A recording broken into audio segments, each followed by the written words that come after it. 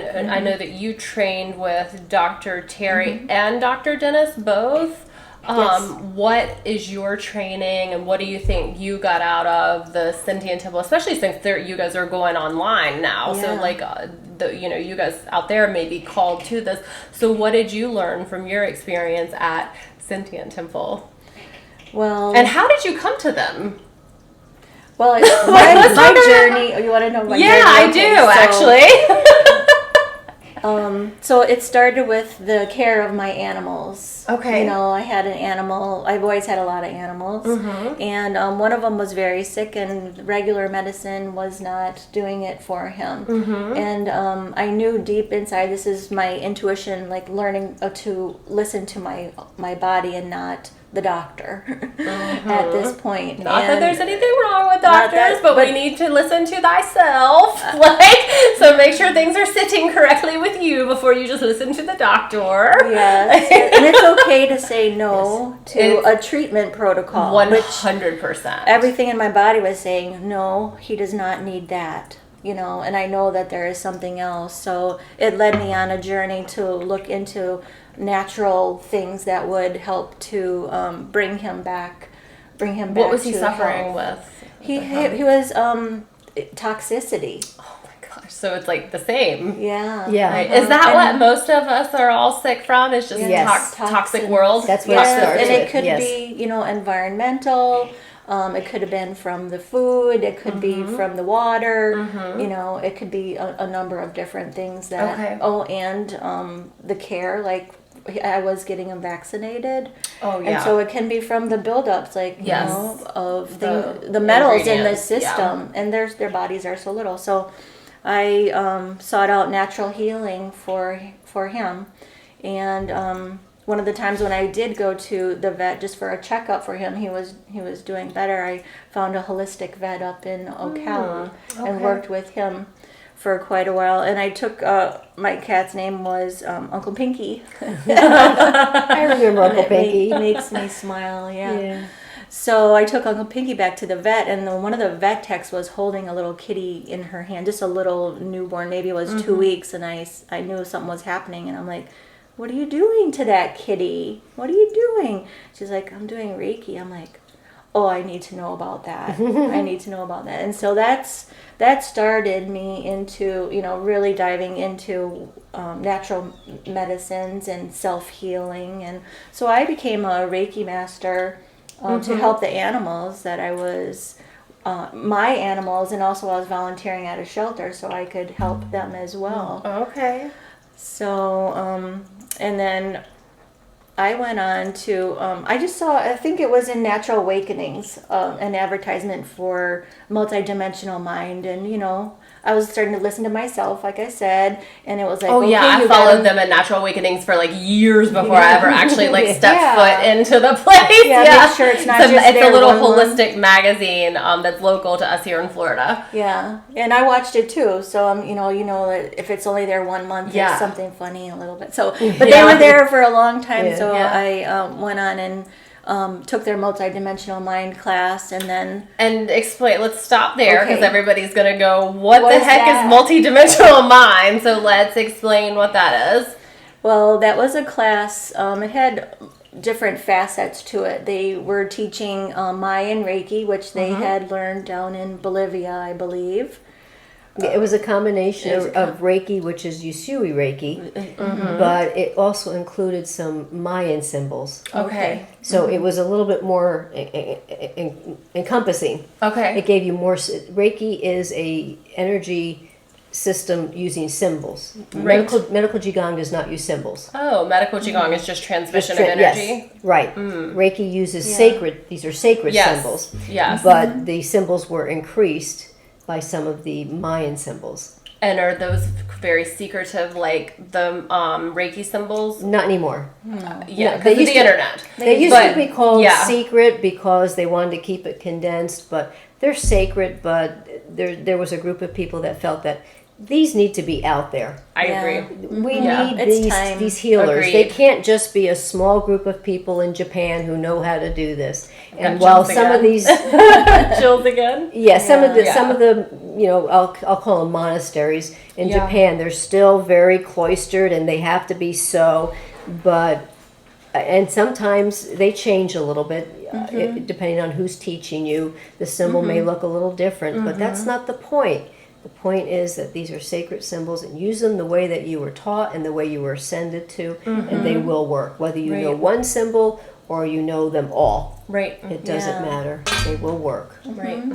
Yes, Reiki goes wherever it's needed too, as well. Mm-hmm. So Reiki goes where it's needed, and Absolutely. with the quantum, you can direct it with more. medical Medical qigong, yeah, we're The- we're taught how to read the energy and to move it as And well. how do move out you- blockages or Like if someone's sitting here in front of you, like say I'm sitting here right now, like how do you hone in on that? Do you close your eyes? Do you? You're thinking more of like Like- a mysticism. Yeah. This is a medical practice. You would Yeah. be laying on a massage table. Okay. The practitioner would prepare themselves, bringing in universal life energy, Okay. and then We tapping connect. into you to read your body. So it's not a parlor game of any. strange. Yeah, it's That's- that's why yeah. it takes 5 years to learn how to do this. 5 years. Oh yeah, yeah. This is like a This college is not a course. weekend warrior No. course. No. This is not a weekend. Like I learned It's Reiki in a- a weekend. no. Wow, 5 years. Yes. Yeah. Now you can just go to your associates, Of course. Yeah, and you'll still do great work. Absolutely. Okay. But then you would want to go to your practitioners, your masters, and if you really want to, It's a doctorate. you go to your doctorate, and then you learn more. I mean, each time you're learning more and more techniques that you can use to help your patient. Wow. And so when you went through, you went through what level? So I'm into my doctorate right now. I have Into three more classes to do. So what did that do? I imagine it changes you as a person as you're going through sure, this type of absolutely. thing. Like what did that do to you as a person existing in, like, let's say the 3D world? Well, I'm going to go back to when I learned Reiki. Okay. And I was attuned to my Reiki level 1 and my Reiki master Maggie Bat from Tampa. Oh, I know her too. Yeah. Yeah. She mentioned you guys to me when I met her. She's Like, amazing. Oh, she, yeah. she lives in California now. She does? Yeah. Oh, I didn't know. Yeah. Yeah, very absolutely. talented. woman. Yeah. yeah. And so she told us, you will never be the same. Yeah. Things will never be the same. And I was like, come on, bring it on. Yeah. And so after I got attuned to the level 1 of the Reiki, I got sick. You're supposed to do 30 days of healing on your body yourself before you work on other people. And Well, it this was is something just new that I just learned. oh My Reiki teacher did not teach me that. Yes. Okay. yeah. Maggie. Okay, I was in North Carolina, Oh, so okay. yeah. It's all about working on you. Okay. It can get detox familiar. you. Yeah, Wow. and that's what You happened. is can like, get sick, yeah. Not everybody does. Well, Don't it's scare called them. a, No, can. yeah, but I Yeah. didn't know that was like, she actually never mentioned that to us. Interesting. So that did happen at all 3 level 1, level 2, and level 3. In the level 3, I was not feeling well for 6 months. Wow. Really. So it wasn't like I couldn't get out of bed or Right, right, anything, right. Something just we had our felt own off. business, and I was able to go in when I could. But yeah, I mean, I don't know. It wasn't myself. I can't really explain it. But there was parts of things, the way I look at things, it was all falling away. Friends that I've had for a while, they weren't there anymore. I'm having that happen right now. It's Yeah. kind of like, it's kind of, But okay, welcome so to our world. Yeah, I'm like, I'll Yes. say like that. it's like it's two foreign people speaking to each other, and I'm Yes. like, oh, okay. They're a little threatened by you. They don't know Yeah. how to handle it. Yeah, they so- don't. Well, and they don't understand it, Yeah. and it's kind of like a snake shedding its skin, and then you have this That's a good new, term. So sometimes it takes a while to go through, and I didn't realize that it was a healing crisis. That's what I'll call Yes, it. that's what Yeah. they call it. and then healing or crisis, how yeah. to support myself, and I really was very new to energy work and didn't know that especially at that time I wasn't supposed to work on myself. I needed somebody else but I worked through it, and and I ate healthy. Did you work on yourself, or did you end up No, seeing I stopped. someone? I stopped working on myself because it was making me sicker. So basically, I didn't really go to see anybody. Maybe that's when I called Dennis. I don't remember what. I was looking through the magazines. It could have been that's what really made me come out of it. Triggered you to to seek help, because that is a form of healing. But I just remember it lasting like 6 months, and then that's really kind of a long time. It is, to not feel but the well. body Not is compared to changing. you. But the energy changes, the cellular. Yes, the DNA is actually changing. Yeah, yes. So that can produce some uncomfortable feelings. Yeah, and a lot of my old beliefs as well were falling away. Yes. So, and then you're left uncertain, and I was kind of just on my own, to make my way through it. So I did the best I could. And then, I do the best we can. Hey, well, you're here now, so you're here now. I had all my animals, and they're very healing, so I just probably was hanging out with them a lot. That was good. Yeah. Yeah. And so then the multidimensional mind, which is what we were getting back to, is Reiki and remote viewing. We learned remote viewing and medical intuitive remote viewing as well. And then shamanism. But we also taught people how to manifest. It was a lot of manifestation. Wonderful. How to manifest what you want. Yeah. Divinely, though. Oh, yes. Oh, absolutely. Yeah. Not just I tell people, this. I'm like, okay, guys, but before we talk about manifesting, not willpower manifestation, divine manifestation. Because people go manifest, they go, the secret, I'm going to manifest me some monies. But it's got to be a connection manifest. Yeah. Absolutely. Yeah. Just how to protect yourself. Which actually comes very naturally when you start to get on this path. You really, because a lot less work to manifest, and things just sort of fall. Yeah. I had told you guys for this interview, I didn't have it set up, but I had said to my spirit guides, like, okay, just put somebody in my path before, such and such date, if you want me to get something up. And then they get the text from Terri, hey, you want to come have lunch? And I'm like, yes, and we're going to tape on there, please, thanks. Oh, no. Yeah, we're going to tape when I'm there, please, thanks. But again, many, many years in this, and that it's always evolving and sort of it comes circle around. Pushing you to evolve, too. You can't ever just stay stagnant, which I think is collectively some... people are trying to hold on to their stagnation right now, and the great shifts that we're going through. And the healing path will push you out of stagnation and always ask of you to become bigger, better, greater.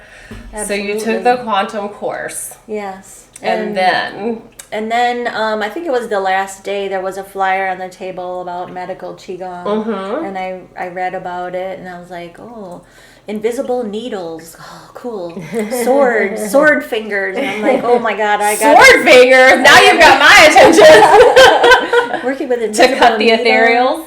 Is that what it is? Yeah, just ways to focus that energy. And again, non-invasive. We don't touch the patient, but just non-invasive ways of focusing that energy where we want it to go. Yeah, moving it out or in or positioning whatever it needs differently. to be. Right. Cleaning, clearing.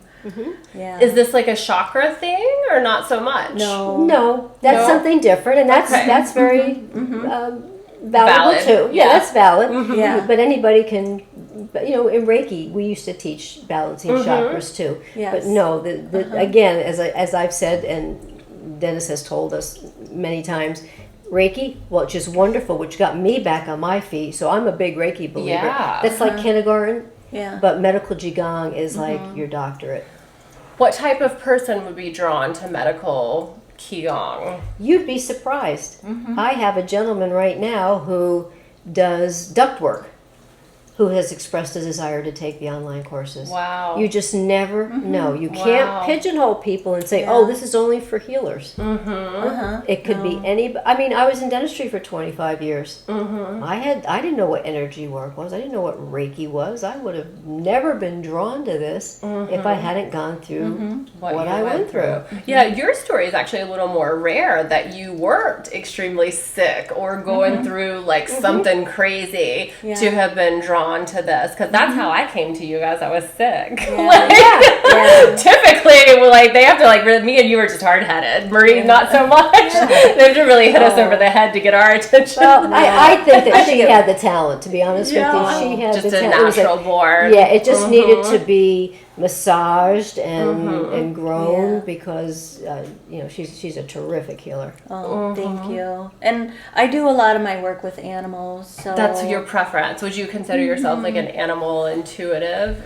Yes. What type of things have you helped your animals that you work with, and like what have you seen miraculous wise? Like, we have a miraculous story from Terri. Like, I have millions of my own just from kind of stepping along this path. What have you seen that people would be like, what? Well, I've added a lot of other modalities as well as the Reiki and the medical QiGong, but different ways of working with animals. And one of them is called Tellington Touch. Okay, and, tell us what that is. So it's a system of working with animals, and there are 3 parts to it. Basically, there's the body work, where you're working with the cellular level with the body, moving the skin and working with the nervous system. And then there are the tools that we use, for example, like a wrap, or now they have the Thunder shirts came out because it came from the body wrap of T-Touch.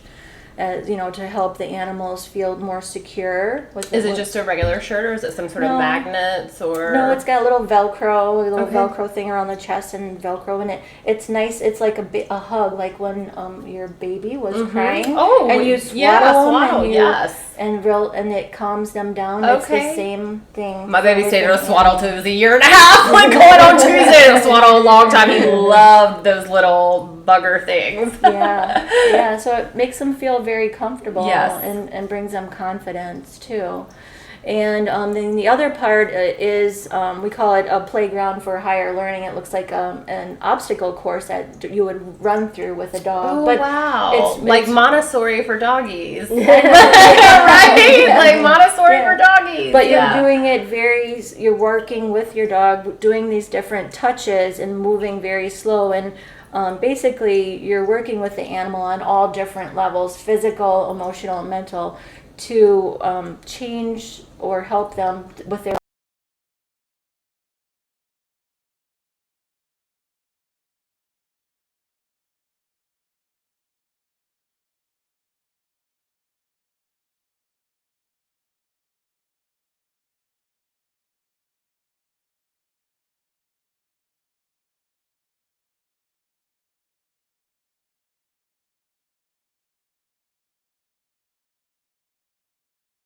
that's how they communicate. Where you're the crazy ones that don't understand it. So it's a lot about observation and just trying something on the animal, like a touch or a different, walking through this labyrinth a different way, and very slowly, very mindfully. And it's very interesting, that work. So that has helped me. And I've worked at shelters, and where I learned Tellington Touch was out at Best Friends in Kanab, Utah. It's a huge animal rescue, no-kill facility out there in Angel Canyon. It's beautiful, and I took all my 6 courses out there. And that took over about 3 years as well. Wow. Yeah, so you worked on horses too. You work on big animals too, not just cats and dogs. I'm certified for companion animals, which is cats, dogs, rabbits, snakes, bunnies, birds and things. But you can do the horse certification, and then they have Tellington Touch for people as well, because we're animals too. Absolutely, yeah. So it's very interesting. And so I guess there hasn't been one thing, because I've been so multifaceted. I use a little bit of this and that on each animal, because every animal, just like the people that we work on, they're all different. Yeah. What works for one doesn't work for the other. Yes. Because, and a lot of it is too emotional traumas that are stored not only in their mind but in their cells at the cellular level. So, and they have huge releases just like we do. Wow. You know? And working with the horses, they it's so much you can see the changes in them because they're so big, and it's just like instantaneous when you start doing these touches, different kind of moving non-habitual moves on the skin. It's basically a circle and a quarter, very gentle lift, and how their body language, like they'll just have a big, huge, take a breath in, and their whole posture just softens. It's amazing. They start to lower their head, and you can just see it so much more in the bigger animals. But it works wonderful with people as well, with injuries. And I've that's what I was going to say. What kind of a person would come for Tellington Touch? Like, obviously, like we think energy healing with humans. Well, I've like worked on trauma. This one woman who is a friend of mine, and she was having some TMJ issues. Oh. You know, and I had done energy work on her before, but I was, you know, I just thought, well, you know, intuition, I'm going to do some T-touch on her jaw, and she's never had any pain or anything in her jaws since. I worked on her one time for like 10 minutes. That was it. So, but the animals, I mean, they're numerous, and it's hard to explain. And like Terri said, you know, some animals or people come to you to get better, and other ones are just needing a little help to cross transition. over, you know. So it's very interesting. And I also went on to do yoga teaching. You did? Yeah, I'm a yoga instructor. Oh, wow. Kalinata what type? Yoga. Kalinata. And what is that? It's a lineage yoga. Okay. Lineage, tantric, kundalini yoga. Okay. It's along that long. line. Is it like long, like the Kundalini classes are? Like long classes? Like 90 It's, are well, Kundalini they're... longer? It's handed down from lineage. It's a lineage line handed down, and it's not like we don't do the same thing all the time. They're different groups of asanas that are put together with different type of breath work, some Kundalini breath work, and all to help the body to heal itself. Wow. You know, with like mantras like the Waheguru yes, and all that. Like everything. Ganapata Jaya, you know, and Ganapata. What led you? So random. Wait. Led you from animal intuitive to yoga. Okay, so I went from Reiki to the multidimensional, the shaman to medical QiGong, and then I did some dog training and Tellington Touch together, and then after that, I don't know, I felt like I was like stuck, you know, and nothing really was resonating with me, and I needed something for me, and that's what I found, medical or Kalinata yoga. Okay, so to you help like the heal movement. myself to move out of that space that I was in, you know. So I was teaching yoga and medical and qigong and Tai because Chi. you are teaching. Not only were you, both of you are actually teachers. So not only were you practitioners, but you're also teachers. Yes. What is your preference on, like, do you guys enjoy teaching more or practicing more, or? I'm not sure. I just keep evolving. Yeah. And so sometimes it's nice to do some healing work, and then it's nice to have that teaching experience as well. But I'm really not sure what my next aspect is yet.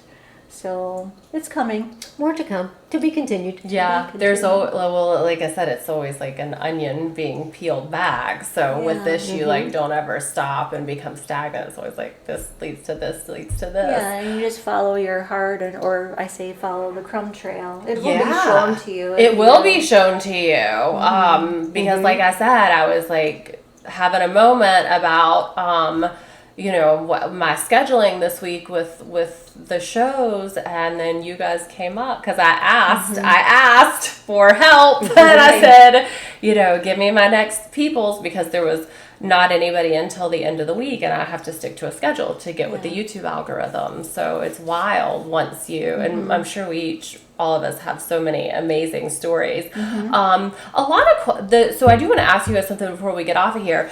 A lot of people have been coming at me with like the number awakenings and like the seeing the numbers, and that was what happened to me when I would say before I went into the Reiki and stuff, I started to see like the 1111s and the 222s and the 444s. Was that a part of either of your journeys, or was it just like the illness which led to, like, how did you feel your guides first started communicating with you to get your attention? I know for you it was illness. Yeah, it wasn't numbers. I was sort of pushed from the back. It was it was like the highest of like, you're like, she was pushed, and I was on a mission to help animals. I helped my animals find another way. And you saw the girl doing the Reiki and the holistic and the little kitty, and it was just, I knew she was doing something. I couldn't, I didn't know. It was just different than somebody holding a kitten. I'm like, what are you doing? It was, No, it's the first time you ever experienced anything like that is amazing. If you've never experienced energy work,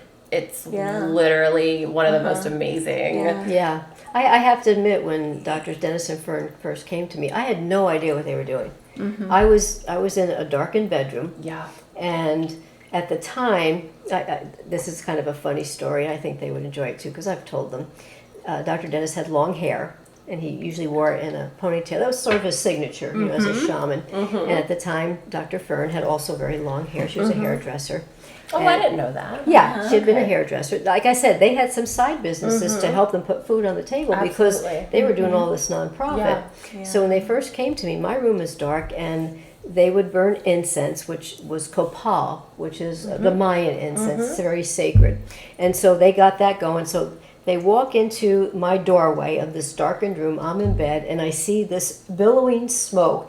He walks in first. Now, I'm just seeing them in silhouette, and I see this long-haired man with this beard, and he's wearing very kind of shamanic. Yes, the white and the. Well, I almost say hippie, to be honest with you. I was very uneducated, and behind him, I see this silhouette of a smaller woman with long hair. She's got kind of a caftan on, and I thought to myself, of course she does. I'm like, and I'm sick as a dog, and I'm saying, who are these hippies? Yes, I don't know any better. No, I know. I'm open to anything because I want to live, and they do their thing. I don't know what they're doing. Could you feel it? Anything I weird couldn't. happening? No, I was in too much pain, and I was too sick. Okay. I could not. I just, no. I'm not going to lie. I mean, a lot of people say they feel things or see things, but at that point, when you're so sick and your aura is so, you don't. But when they left, they said to my husband, we would like to see her next week. And my husband was like, anything. And that's when I went to the tent. We just did it once a week. And another telling thing was, I felt like I had to give them something. They never asked for money. And you give them whatever you want. And at the time, the thought process was that you give them what you would pay for a massage. At that time, massages were going for about $50. Yeah. So our first visit, we gave them second visit, I think it was. First two visits, we gave them $50. Yeah. But after that third visit, I'm now getting up, going to the massage table. My husband said, $50. That's not a lot of money. And sometimes there's four. Sometimes there's four. Yeah, he's so sweet. And I mean, and we didn't have a lot of money because I had already spent $100,000 traveling all over the country looking for medical help. And when you see holistic practitioners, that's not covered by insurance. No, so this is all out of our pocket, and I'm not working, and poor Joe's doing the best he can, in his own business and taking care of me and taking me to doctors. I mean, it was just a nightmare, but he just felt like it. So we gave him $60. But Dennis said to me later on, he said, again, because they were just living hand to mouth, he said, we were so thrilled with that $60. He says, you have no idea how much difference that made in our lives. Wow. So it just, you can see how the symbiosis worked there. $10, it wasn't that big of a deal for us, even though we were not doing well, but how much that $60 made for them per week. Yeah, absolutely. It was just wonderful. Wow. So it's just those little beautiful things. exchange of energy. Yeah, it has to be with healing. With anything, it has to be that equal energy exchange. Yeah. Otherwise, you're just taking, and it's not. It doesn't really work. Yeah. Energetically. Here's one other I'll end with this little story because I think it's very interesting. I did hear of Reiki beforehand because I was very good friends with a woman who I danced with. She was a very spiritual woman, and she was a Reiki master. And she'd been a Reiki master for years. Wow. That was rare back then. I feel like nowadays it's more normal to be like, oh, I'm a Reiki master, I'm a chakra healer, like whatever. And that's why I didn't know what it was. Yeah. But I knew that she was very spiritual. I respected it for her. So when my friends first said to me, well, we need to find you a Reiki healer, I thought, well, my friend does that. Let me get a hold of her.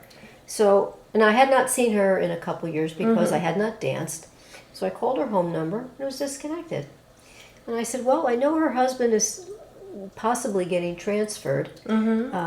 Maybe they transferred and nobody told me because I wasn't in touch with anybody. So I'll try the cell phone. Cell phone was disconnected.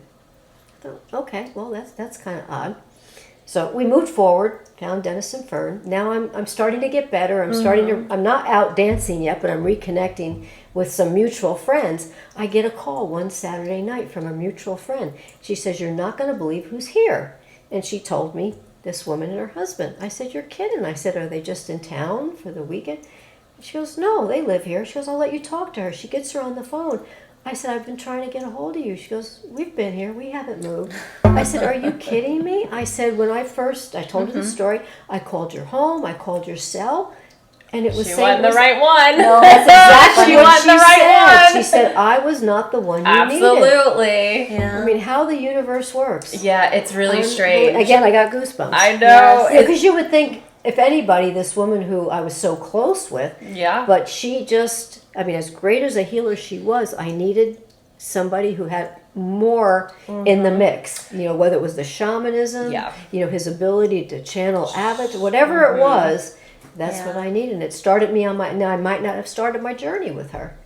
It was with them that I started this journey and all this training and where I ended up to be. What is an avatar? That's the first time I've heard that word used, and I don't want to go down like a rabbit hole, start something like. But what is that? Just his word for an entity? No, it would be like Jesus Christ, a healer. A healer that has an ascended. Yes, an ascended master. Okay, right. Okay. Yeah.